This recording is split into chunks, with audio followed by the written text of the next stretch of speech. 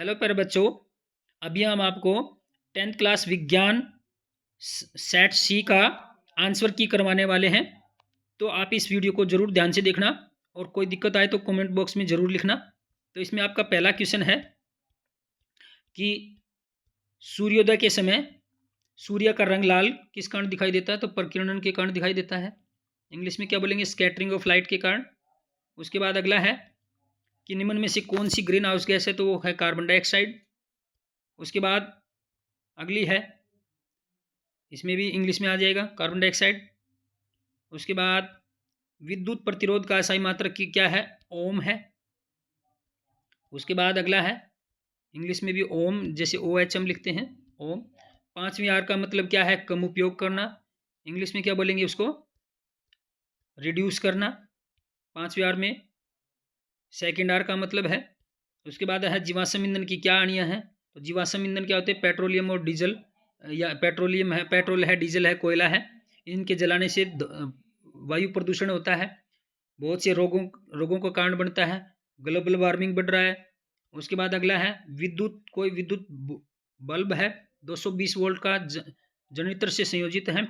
यदि बल्ब में 0.5 एम्पियर विद्युत धारा प्रवाहित होती हो तो बल्ब की शक्ति निकालनी थी, P निकालना था। P का फॉर्मूला क्या था? V गुणा I, V मल्टीप्लाई में I। तो V का बराबर क्या हो जाएगा भाई? 220 गुणा में क्या हो जाएगा? 0.5। तो इसकी गुणा कर दोगे तो क्या आ जाएगा? आपका आंसर आ जाएगा। जैसे 5 दूनी 10, 500, 5 दूनी 10, 5 दूनी 10 और 1 11, और 1 पॉइंट के बाद तो 110 वोल्ट आ जाएगा इसका। इसके बाद अगला है वाट, वाट आएगा। अगला क्या है? किसी अंतरिक्ष यात्री को आकाश का नीले आकाश की अपेक्षा काला क्यों प्रतीत होता है? किसी अंतरिक्ष यात्री को आकाश नीले रंग की अपेक्षा काला क्यों प्रतीत होता है? क्योंकि वहाँ एटमॉस्फेयर नहीं है, वायुमंडल नहीं है, जिसके कारण वहाँ स्कैटरिंग की जो प्रक्रिया है वो नहीं हो पाती। उसके बाद अगला है विद्युत मोटर क्या है? विद्युत मोटर क्या है? एक यांत्रिक ऊर्जा, जो इलेक्ट्रिकल एनर्जी को किस में बदलता है? मैकेनिकल एनर्जी में। हिंदी में क्या बोलेंगे? यांत्रिक विद्युत ऊर्जा को यांत्रिक ऊर्जा में बदलता है, और उसका नामांकित चित्र बनाना था। ये मोस्ट इंपॉर्टेंट में आपको करवाया था। हमने मोस्ट इंपॉर्टेंट जो वीडियो बनाई थी उसमें पक्का बताया था कि मोटर और जनरेटर तो जरूर आता है। तो आप इस तरह से मोस्ट इंपॉर्टेंट के वीडियो आप किसी भी सब्जेक्ट की इस चैनल पर प्राप्त कर सकते हैं, जिससे आपको, इसके लिए आपको चैनल को सब्सक्राइब करना पड़ेगा और घंटी का बटन दबाना पड़ेगा, जिससे आपको पता चल जाएगा मोस्ट इंपॉर्टेंट के बारे में। उसके बाद अगला है प्रकाश के परावर्तन के नियम बताने थे। प्रकाश के परावर्तन का नियम क्या है? एक तो आपतित किरण और परावर्तित किरण एक ही बिंदु पर मिलती हैं। दूसरी एक ही, और जो आपतित किरण है, परावर्तित किरण है, और इसको बोलते हैं नॉर्मल लाइन, अभिलंब, एक ही तल पर, एक ही पॉइंट पे मिलते हैं। और इनका जो एंगल है, कोण है, वो भी क्या होता है? समान होता है, और वो एक ही तल पे होते हैं, सेम प्लेन पे होते हैं। कोई वस्तु अवतल दर्पण के वक्रता केंद्र तथा फोकस अफ के बीच में रखा है तो उस वस्तु के प्रतिबिंब की स्थिति, साइज तथा प्रकृति की रेखा चित्र बनाओ। देखो, मैंने बताया था कि मोस्ट इंपॉर्टेंट क्वेश्चन है ये। प्रश्न तो आएगा ही आएगा, बताया था कि चाहे कुछ भी हो जाए, इस प्रश्न में एक प्रश्न जरूर आता है। तो आप इसको हमारे चैनल पे जाके देख भी सकते हैं। उसके बाद अगला है उस लेंस की फोकल दूरी ज्ञात कीजिए जिसकी क्षमता, जिसकी पावर क्या दे रखी है? -2.d। तो इसके अगर फॉर्मूला क्या आएगा? F is equal to 1/p। तो यहाँ पर आप कर सकते हैं, p की जगह क्या वैल्यू आ जाएगी? 2.0। उसके बाद अगला है प्रकाश के अपवर्तन के नियम बताने थे। प्रकाश का अपवर्तन का नियम है कि अगर प्रकाश की कोई किरणारी और किसी माध्यम से पास होती है तो रेयर मीडियम से डेंस मीडियम में जाता है तो वो नॉर्मल लाइन की तरफ झुक जाती है। इस प्रकार आपको बताना था। कोई ये भी देखो, कोई वस्तु उत्तल लेंस f1 के परे स्थित है, उस वस्तु के प्रतिबिंब की स्थिति, आकार तथा प्रकृति बताओ। देखो, ये भी इंपॉर्टेंट बताया था, वैसा का वैसा है। उसके बाद अगला है हम वाहनों में उत्तल लेंस को दृश्य दर्पण के रूप में वरीयता क्यों देते हैं? रियर व्यू मिरर, व्हीकल जो होते हैं, गाड़ियां होती है, उसके अंदर पीछे देखने के लिए एक दर्पण होता है, मिरर होता है, वो क्यों लगाया जाता है? क्योंकि ये किसी भी प्रतिबिंब जो बनाता है, इमेज जो बनाता है, वो छोटी होती है, स्मॉल होती है, और छोटी जगह में बहुत सारी इमेज आपको दिखाई देंगी और इरेक्ट बनाएगा, सीधी बनाएगा, जिसके कारण आपको पीछे कोई गाड़ी दिखाई देगी, वो सीधी दिखाई देगी। अगर और दूसरा होता, कॉनकेव होता, तो ये नीचे दिखाई देती। उसके बाद अगला है आलू, चावल आलू ब्रेड में मुख्यतः क्या पाया जाता है? कार्बोहाइड्रेट पाया जाता है। उसके बाद है अगला, जल की स्थायी कठोरता हटाने के लिए किसका उपयोग किया जाता है? तो भाई सोडियम कार्बोनेट का, सोडियम कार्बोनेट का स्थायी परमानेंट हार्डनेस हटाने के लिए। ग्रुप 17 में इसमें क्या आता है? 7 इलेक्ट्रॉन होते हैं भाई, 7 इलेक्ट्रॉन होते हैं, ये आंसर आएगा इसमें। फेरस सल्फेट किस रंग का होता है? तो वो ग्रीन कलर का होता है भाई। इसका रंग क्यों उड़ जाता है? गर्म करने पर इसके साथ वाटर के मोलिक्यूल होते हैं वो उड़ जाते हैं, वेपोराइजेशन होता है उनका, हो जाता है। अगला, ये साफ साफ नहीं दिखाई दे रहा, इसमें आप बड़े पर्सन हैं, आपके सेट में जाके देख सकते हैं, थोड़ा सा साफ नहीं पिक्चर आई है इसमें। सक्रियता श्रेणी क्या होता है? जैसे इंग्लिश में क्या बोलते हैं? रिएक्टिविटी सीरीज क्या होता है? ये भी इंपॉर्टेंट बताया था, मोस्ट इंपॉर्टेंट। जैसे काशी, नाथ, का, माली, आलू, जरा, फीके, पकाता है, कौन है, आगे आओ।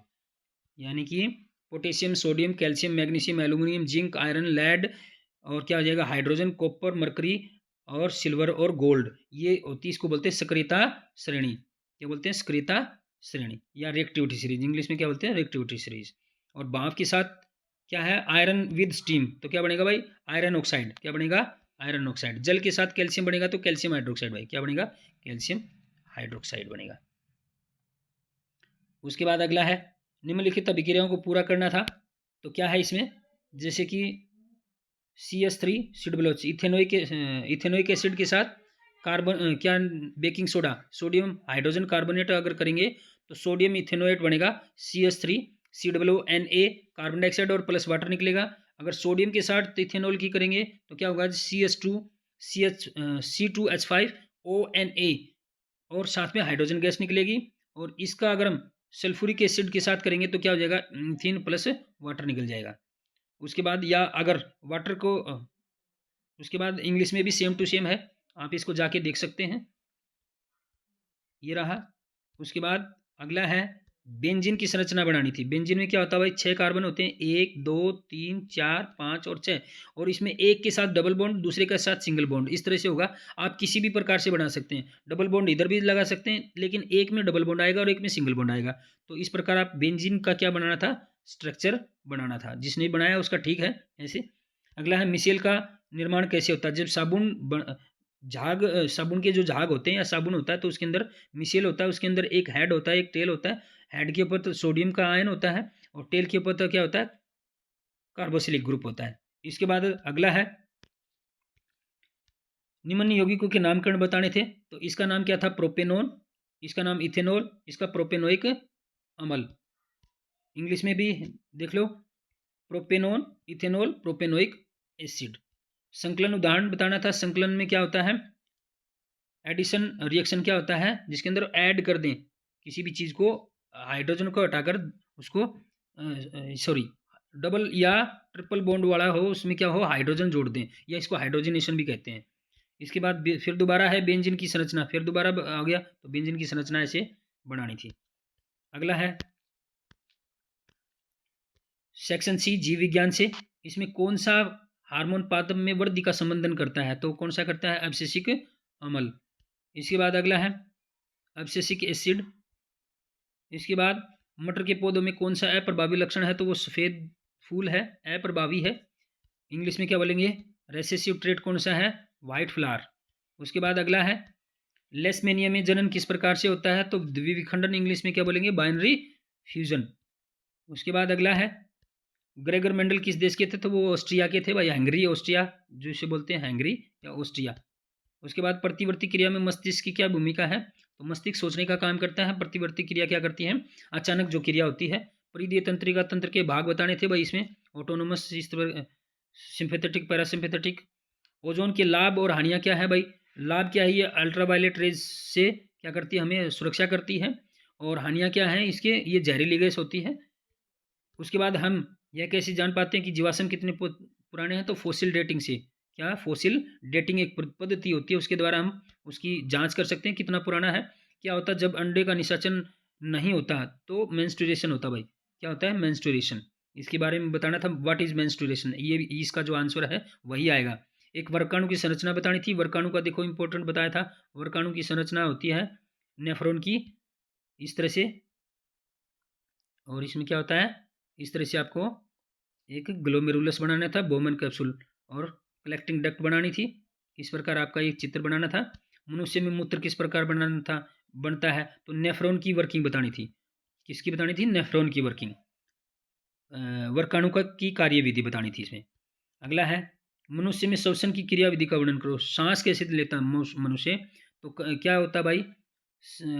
C6H12O6 प्लस ऑक्सीजन, तो क्या बनेगा? कार्बन डाइऑक्साइड CO2 प्लस क्या बनेगा?